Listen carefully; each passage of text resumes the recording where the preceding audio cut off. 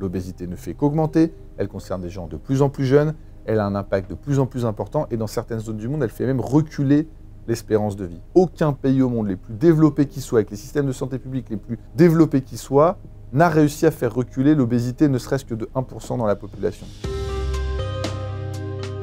La santé va peut-être devenir l'objectif numéro 1. C'est la santé de chacun d'entre nous, mais aussi la santé de la population de façon générale. Je pense qu'on va commencer à mieux la mesurer et toutes les politiques qu'on mettra en place devront avoir comme objectif que chacun d'entre nous se sente mieux. L'obésité, c'est une maladie qui n'existait pas avant les années 80 aux États-Unis et qui n'existait pas avant les années 90 en France. D'un point de vue médical, la seule chose aujourd'hui qui a fonctionné pour faire reculer l'obésité, c'est de couper l'estomac des gens. Les solutions ne viendront pas de là. On ne va pas faire des bypass à 90% de la population une fois qu'elle sera devenue obèse. L'autre sujet, c'est la santé mentale. Vous savez que depuis les années 2010, on observe, notamment chez les enfants et les plus jeunes, une dégradation de la santé mentale. Pourquoi ? Parce qu'on a transformé le lien social des adolescents depuis les années 2010. On a complètement changé la nature et le monde dans lequel ils vivent. Or, vous savez, à l'adolescence, vous construisez quelque part votre cerveau avec les relations sociales que vous entretenez essentiellement avec vos amis que vous avez au collège et au lycée. Et ce lien social qui se construit au collège et au lycée a été totalement bouleversé par les réseaux sociaux. Comme le tabac, quand il est arrivé, on s'est rendu compte que c'était très mauvais pour la population, c'est ce genre de choses qu'il faut identifier et il faut changer une partie probablement de notre mode de vie moderne pour éviter ces quelques lignes de dégradation de la santé sur différents plans qui sont ces grandes menaces que j'ai identifiées dans le livre. On voit très bien l'impact que ça va avoir sur le matériel, sur nos villes, très probablement sur l'agriculture. On peut imaginer soit des gens qui vont mourir de très grande chaleur parce qu'ils sont déshydratés, ou alors des gens qui vont être tués dans des incendies, ou alors des gens qui vont se noyer dans des inondations. Ça va représenter une partie infime de l'impact du réchauffement climatique sur la santé. En revanche, l'impact sur la santé, c'est-à-dire tel que je l'entendais au début, sur la qualité de vie, il va être colossal. Ça va pas être un film de science-fiction où le monde va s'écrouler sur nous.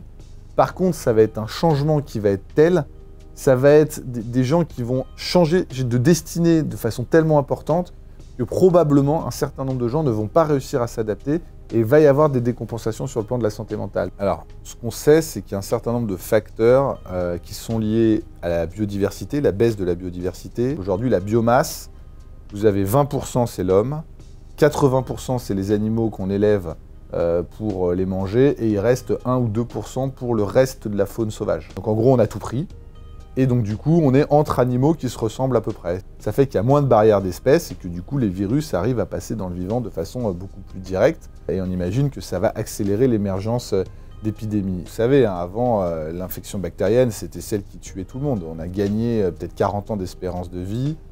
Grâce à l'amélioration des conditions d'hygiène, le fait que les gens se nourrissent mieux et enfin l'arrivée des antibiotiques et des vaccins. C'est un acquis de l'histoire qui est phénoménal et on pensait que c'était une bataille qui était gagnée.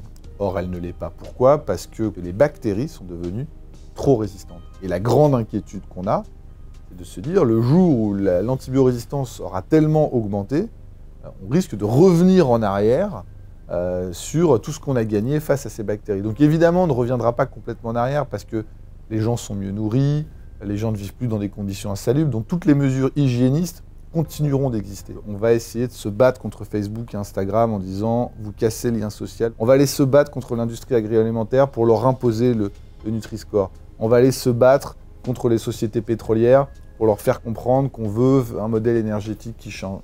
Donc ça, c'est la lutte, toujours la lutte.